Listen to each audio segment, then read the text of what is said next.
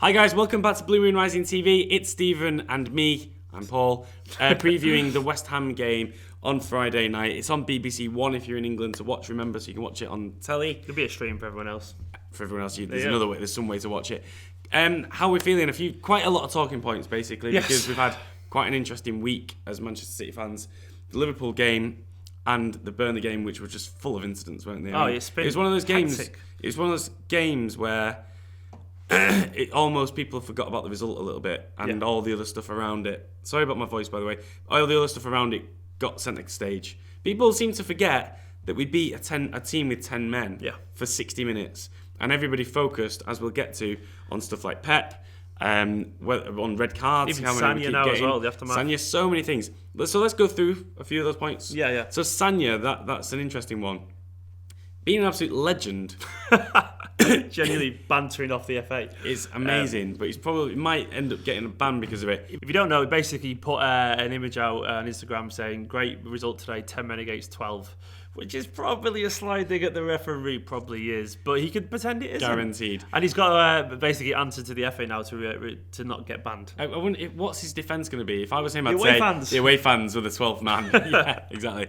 But love Sanya's Typo. sort of emotions behind this, but the last thing we need now is even more depleted squad, to be honest. It's quite funny. So it'll be it's funny. It could be a bit annoying though. So don't know where we sit on that. Let me know what you think. Was Sanya right to be an absolute amazing little hero? Yeah, basically. The more serious note, basically Pep's come in criticism for being human.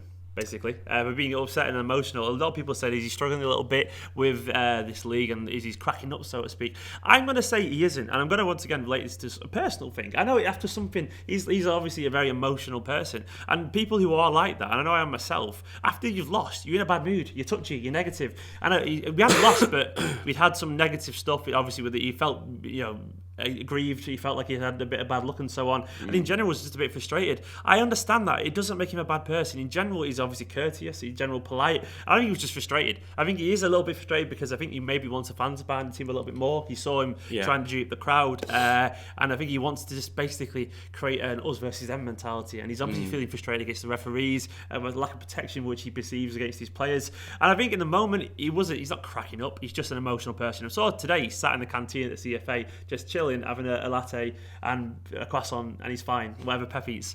But I don't think he's cracking up. I think he's just upset. And I think at the moment, think it'll be all right. I think people are reading too much into it personally. Yeah, I'm with you on that. I mean, we speak to fans after the game, and we know what they're like, and so he's right in the middle of it. He's obviously all eyes are on him. He's just grounded out an amazing win with 10 men. That everybody thought that the game was probably dead and buried when we went down to 10 for 60 minutes, and he's done that, and everybody's focusing on the negatives. It's stupid. So it's understandable. Pep is fine by us, and he'll sort it all out, and we all have complete faith in him. And also, this is the first time as City, I think the first time people have sort of seen a City manager. You could say about Mancini maybe as well, but with Pellegrini, the Mr. Calm all the time for years. I think the media were used to being able to probably say what they want really to him, and now we've got a manager who's actually standing up to them a little bit, and they're not used to it. So there's going to be a bit of. He's got previous as well for doing this. I've got Bayern and Spain. It's exactly the same. Barcelona, like you say, he's an emotional guy. Barcelona, in fact, slightly worryingly, one of the reasons he left was because he felt he wasn't getting enough protection from the club. I think City do afford him protection. He doesn't get fed to the Lions, and now he was supposed to act as the. He was every role imaginable. He wasn't the manager, just the manager. He was the spokesman. He was like the chairman. He was like everything. So at City, he'll have a bit more protection, but it's understandable anyway. There was another thing You're as well. Going to talk, my voice is going. There was another thing. It's fine, man. Don't worry. It's all right. There was another thing as well where there's a quote, and I don't know where the quote came from or if it's an old one regurgitated, but he said this will probably be his last job in management, and people have interpreted that as a sign of him almost giving up. But it was already decided. It was already decided. I think he basically feels like complete England, complete Germany, complete Spain. Done it. Done it, mate. It's true. I mean, do you go to France after that? I mean, it's just Italy, maybe. I don't know. Maybe one of the Italy. big Milan clubs, or I don't know. I think international though. Once again think it's emotional. I think he's saying, "Look, I'm not cut out for long term doing this." But he did say he's going to stay at City for the next 3 years, if not maybe more, in that comment. And I think he's just emotional. I'm pretty sure he'd get home and his wife would be like, "Pep, chill. You'll be all right, mate." And that's it. And you know what? For a lot of City fans, and I can understand this, they're absolutely loving it because he's giving back a little bit to the press. The bullshit. And we've always been on the rough end of it. I'm not a fan of conspiracy theories, but I am, and I do understand the concept. And this is what Walt always says: of follow the money.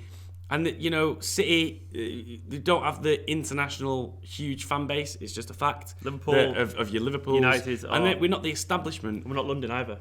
So many things that make them think, well, we can just have an extra dig at City, and no one's going to say anything. Well, Pep is sorting that out. Look, Pep selling papers. Pep cracking up sells papers to other teams' fans. Klopp making the short, snarky remarks, which he did in the press conference. No one picks up on that because, in general, you don't slag a Jurgen Klopp because there is, much as you don't like to admit it, there is more Liverpool fans. God's own team. Exactly, Liverpool, according to the establishment. Basically, City will get instinctively, and I don't necessarily say it's not an agenda, it's just common sense from their perspective. It's warped and wrong, but they'll see it as only pandering to the masses. Yeah, there's less reason. They're not going to get as hounded on Twitter, for example, as they will do when it's City. So that, for us, is a done and dusted, case closed thing. Right, let's go on to the West big Ham. Name. Well, Gabriel Jesus, we want to talk about a little bit. It's all linked in. Gabriel Jesus has arrived in Manchester looking absolutely frozen. It was a shot of him getting off the airport, like literally pulling up his hoodie like that, looking he's terrified. He's going to get on the phone to Fernandinho and say, mate, why don't you tell me how freezing it is, and Fernando as well. I want to see him on a Met from Bezic, city centre, thinking getting the wrong ticket and end up in Bury going, where am I? Lost. It's not happening, no. I'm afraid. But Gabriel Jesus, is it likely, do you think, that he could be on the bench? We recorded this video a couple of days before the game, so we're not really sure. It might happen, maybe not. But our instinct is maybe he probably won't be, and he probably shouldn't be. If you've only arrived in Manchester 3 days before the game, then you probably need to train, you need to get with the squad. So I'm expecting a couple of weeks, and he'll be involved. It's not been unknown for him, for teams just to throw a new player on, especially in an FA Cup game. But I've been of the opinion that we're not going to see anything really of him until February. Pep's the more, he said that he might get. He said he won't need long time to get prepared. So it's something that it's a cup game. Remember, probably a lot of tired players. Who knows if he feels up for it? Who knows? He might do. But I imagine probably we'll have to wait a little bit more to see Gabriel Jesus. And I know how excited everyone is, including us. Which brings us on to rotation, though. Rotation, yes. We are now down to the bare bones. We've got Fernandinho now, as we know. So in centre mid, we've just had Yaya Toure play 2 games in 48 hours, which no one thought was feasible. I don't think even Yaya thought it was feasible. No, but he did it and he bossed it. He did. He ran that midfield. Sorry, against Burnley, we probably should have lost that given our current mental state. Yaya was excellent. There was more running there than Yaya in years. The fact that he ran that midfield basically on his own.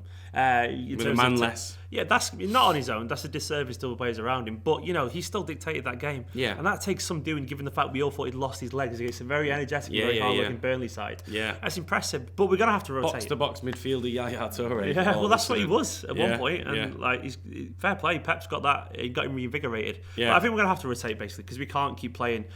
We can't risk further injuries. What's the situation with Delph? So, is he going to start appearing as a left-back option? We need a midfield. He's probably going to need a midfield. So, it's going to be... You'd have to expect... Is it Fernando? Is it Alex Garcia going to make an appearance? What sort of players, how would you like to see an FA Cup away game set up with a depleted Manchester City team? So let us know what you think. In defence, we don't ever know what's going to happen. I think Stones will give a game. Stones going to be brought back in. He seems to be of the habit now of giving Stones a game. This has been a perfect Maffeo game, but he's gone on loan, hasn't he, unfortunately? It's a shame. Is it a perfect Alex Garcia moment now? Yeah, I think Alex Garcia probably should play. I think we need to know now, given the fact we've got players out in midfield, we need to know if he can actually...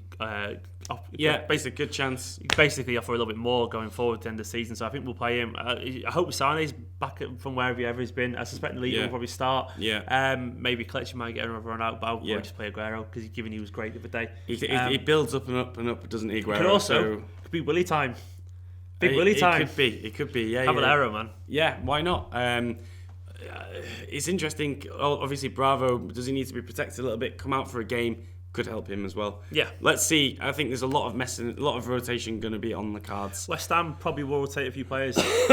They had a terrible start to the season, and I think the change of the ground has basically caused this. I think they don't feel at home, and I can kind of big ground to fill, isn't it? It can kind of relate to that. We were obviously around when City moved to the Etihad, and that felt weird as a fan doing that. But the Olympic Stadium's even stranger. It's like very big. It's very detached. These massive gaps between sections of the fans. So it's huge. It's not built as a football. No, it's ground. not built to encourage atmosphere. There's too much separation. There's no real soul to it, and I think that's basically affected their form a little bit. Well, not a little bit, a lot. They've started to get a few wins recently in general, but they're basically a mid-table team now, around 13th. I suspect they will make a few changes because they won't prioritise this game, I don't think. Yeah, but they're challenging the red card, aren't they, from the other day? Don't know how they'll get on.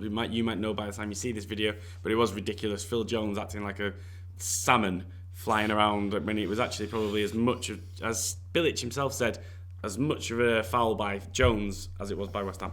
Anyway, let us know what you think of this. I think it's probably time to draw this to a close, unless you've got any final remarks. I will say we're going to concede, so I'm going to go 2-1 City. Yeah, I think I'll go 2-1 as well, and I think we'll see... I don't know. I think we'll see Alex Garcia play. That was my bold team selection. It'd be good prediction. to see if a player like Garcia, maybe Delph make an appearance. Yeah. Sané, that'd be great. Let us know what you think. Get your predictions in below. And go and subscribe to Paul's channel and my channel as well, because we've got loads of stuff in there. There'll be a link somewhere. Links below or something. See you in a bit. Bye-bye.